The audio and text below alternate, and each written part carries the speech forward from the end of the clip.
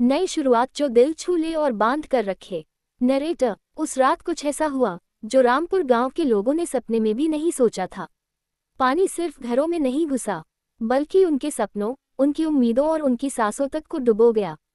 एक गरीब किसान, एक टूटी झोपड़ी, दो मासूम बच्चे और एक बेबस पिता। ये कहानी सिर्फ बाढ़ की नहीं है, ये कहानी है उस इंसान की जिससे उसका सब कुछ छीन लिया गया, मगर फिर भी उसने जीना नहीं छोड़ा।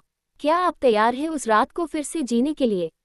सुनिए, गरीब पर बाढ़ का कहर, एक सच्ची, रुला देने वाली और इंसानियत को झकझोर देने वाली कहानी। गंगा के तट पर बसे रामपुर गांव में वह रात किसी काली बरसात की तरह आई थी। लोगों को समझ ही नहीं आया कि कब उनका आसमान अचानक मौत बनकर बरस पड़ा। 3 दिन की लगातार बारिश ने सब कुछ लील लिया। रामलाल की झोपड़ी, खेत और बीज सब मिट्टी में मिल चुके थे। बीमार पत्नी सुशीला ने टीले पर ही दम तोड़ दिया था। अब रामलाल के पास बचा था 2 छोटे बच्चे, कुछ गीले कपड़े और खाली हाथ। 3 दिन बाद जब सूरज निकला, गांव की गलियों में सिर्फ तबाही का मंजर था। हर तरफ टूटी झोपड़ियां, मरे हुए जानवर, सड़ता हुआ अनाज। लोग अपने बचे खुचे सामान की तलाश कर रहे थे। वहीं नदी के किनारे राहत दल की गाड़ियां आ गईं।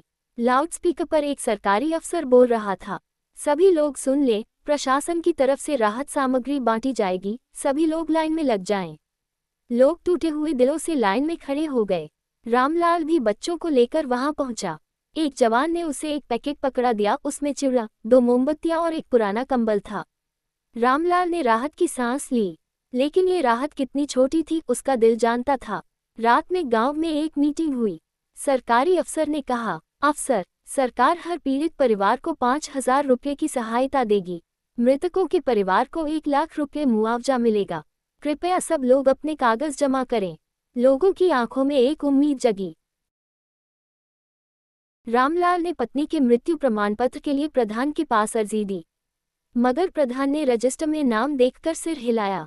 प्रधान, देखो रामलाल, तुमने अभी तक पिछला कर्ज चुकाया नहीं, पहले वो हिसाब कर लो, तब कागज आगे बढ़ाऊंगा।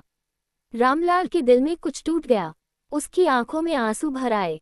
वह चुपचाप बच्चों को लेकर वहीं बैठ गया। रात में गांव की एक बूढ़ी औरत रामदुलारी अम्मा उसके पास आई। उन्होंने अपनी पुरानी रजाई बच्चों पर डाल दी। रामदुलारी अम्मा करुण स्वर में, बेटा, ये मुआवजे की बातें मत सोच। गरीब का दुख कोई नहीं बांटता। कल सूरज निकलेगा, फिर से झोपड़ी बनेगी, तू हार मत मान। रामलाल ने अम्मा के पैर छुए, उसकी आंखों से आंसू बह निकले। अगले दिन कुछ नौजवानों ने गांव में राहत के लिए चंदा जमा किया। राशन, कपड़े और कुछ पुराने बर्तन बांटे गए। रामलाल के हिस्से में एक बोरी चावल और एक तवा आया। वहीं पास में छोटा मोहन अपनी बहन गुड़िया से फुसफुसाया।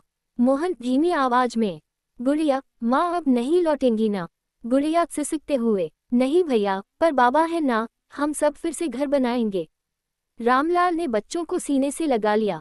उसकी भीगी आंखों में पहली बार थोड़ी सी उम्मीद चमकी। नरेटर रूंधी आवाज में, वह सुबह रामलाल के लिए नई शुरुआत थी। किसी और के लिए शायद सिर्फ एक और दिन, मगर उसके लिए अपनी टूटी दुनिया को फिर से जोड़ने की शुरुआत। कई महीने लगे। कर्जदार रोज दरवाजे पर आता रहा। सरकारी सहायता की फाइल धूल में गुम होती रही, मगर रामलाल ने हार नहीं मानी। उसने गांव वालों के साथ मिलकर टूटी झोपड़ी फिर से खड़ी की। कच्चे घर की दीवारों में मिट्टी का सहारा था, मगर अंदर एक ऐसा हौसला था जिसे कोई बाढ़ नहीं डुबो सकती थी। रात में वह अक्सर आसमान की तरफ देखता। रामलाल, हे भगवान, तूने सब छीन लिया, मगर अगर हिम्मत बाकी रखी है तो मैं फिर से खड़ा हो जाऊंगा। नरेटर धीमी, गूंजती आवाज में, यही गरीब की सबसे बड़ी ताकत है। सब कुछ खत्म हो जाए, फिर भी जीने की जिद बाकी रहती है। और ऐसी ही सुंदर और सीख देने वाली कहानियां सुनने के लिए हमारे चैनल हिंदी मॉरल स्टोरीज को सब्सक्राइब करें। वीडियो को लाइक करें, कमेंट में बताएं आपको कौन सी कहानी सबसे अच्छी लगी और इसे अपने दोस्तों के साथ शेयर जरूर करें।